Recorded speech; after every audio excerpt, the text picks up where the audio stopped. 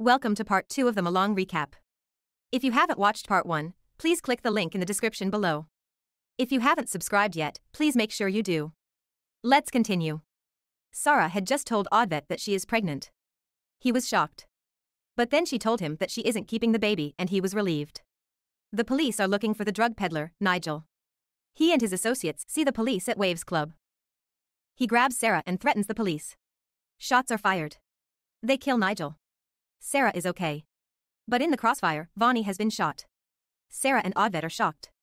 Agashe is emotional and enraged. The next morning, Sarah is emotional and says how stupid she was. She never understood her parents, not being free and not living their lives. She never asked them why. It was so she could live hers. She cannot kill her unborn baby. Sometime later, Sarah is sleeping and Odvet feels guilty for leaving. She wakes up and sees he has left his camera.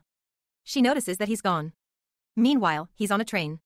Agashe is at his daughter's cremation and throws her ashes in the ocean. Odvet goes to the north of India, where he connects with another girl, but he still thinks of his and Sarah's time together, as she replays the videos of them together. Agashe takes his rage out on victims and himself. Odvet and the girl party together, but still, he is not completely happy and again thinks of the time he and Sarah were partying. He is about to kiss her, but walks away. Meanwhile, Sarah looks for Odvet at a party, but is distracted by fireworks.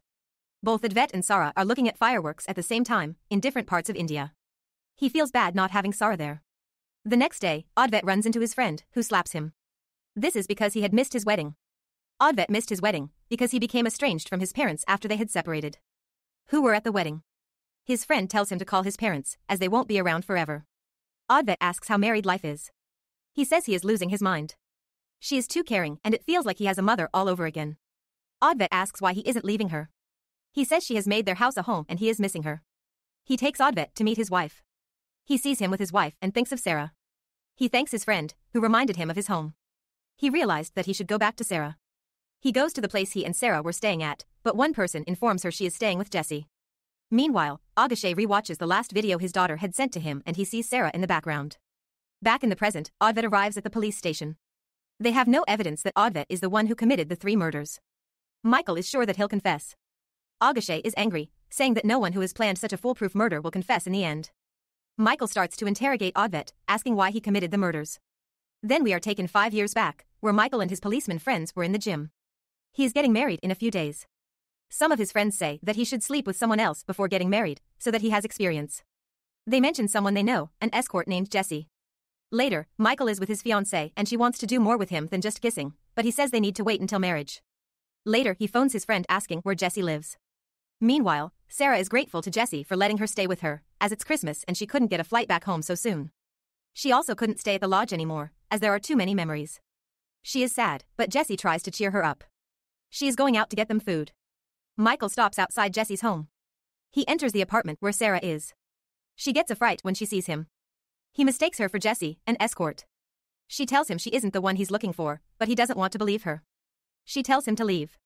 He is about to leave, when she says men who can't respect women aren't real men. Every time someone questions whether he is a real man, he is triggered. He starts attacking her. There is a knock at the door. It's Odvet, but it seems no one is home. Sarah knocks over a lamp and Odvet breaks the door open and sees Michael. He and Michael fight. Sarah smashes a bottle over Michael's head and knocks him out. Michael's police officer friends are called to the villa where they know Jesse is. They know Michael is there and something must be wrong. The police officers show up, pretending not to know Michael. Odvet and Sarah are unaware that Michael is a police officer. One of the police officers tells Sarah and Odvet to come to the police station.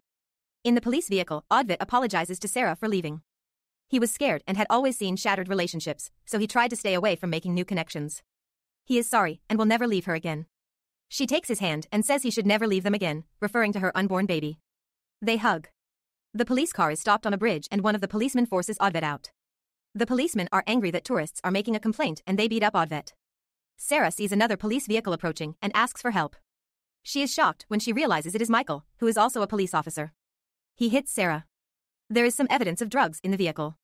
They tell Michael to get it and use it on Sarah and Odvet, as no one will believe a drug addict's statement. She pleads Michael not to do it as she is pregnant, but he doesn't care. Odvet goes to Sarah.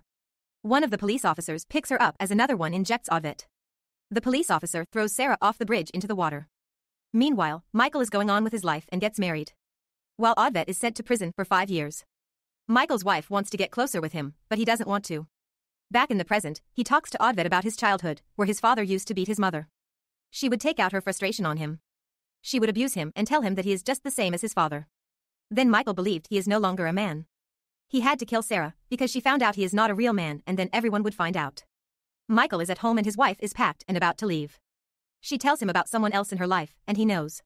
He starts acting crazy, pretending that her lover is there, and he hits her. His plan is to kill his wife and pin it on her lover. Augushe takes Oddvet to the bridge where he was arrested 5 years ago. He says this is the place where the 4 police officers snatched his family away from him. Augushe wants to know who the police officers are, and Oddvet tells him. Augushe wants to know why Oddvet called him before each murder. It's because he wants justice and not the system. Augushe knows what it feels like, losing someone you love. Meanwhile, the villagers are coming towards the bridge and they need to do something. Augushe wants to know why Oddvet has surrendered before killing Michael. He replies because if he hadn't, Michael would be at the police station and not at home. Michael starts strangling his wife when someone in a red hoodie injects him. It is Sarah. Then it is revealed that Jesse saw when Sarah and Oddvet were taken by the police. Jesse saved Sarah from drowning. Unfortunately, she lost the baby. Jesse visited Oddvet in prison and gave him Sarah's bracelet. This is where another prisoner takes his bracelet and he fights him to get it back, which was shown in the beginning of the movie. Sarah cuts her hair to appear different. Oddvet was training during his time in prison to become stronger. Sarah was preparing her and Oddvet's revenge for when he got out. Later he joined Sarah and they executed their revenge. Sarah was working with Oddvet when he murdered the police officers. Orkar receives a phone call that Michael has been killed at his house, so the killer is someone else and not Oddvet. Augushe is in disbelief and Oddvet laughs. The next morning, Teresa is interviewed. She saw someone in a red hoodie, but didn't see his face. Borkar doesn't know what to write on the report, so Augushe says they write, no evidence, no witness and no statement. The case is closed. Then we see the house that Oddvet and Sarah were at earlier. They are living there and have made it their home.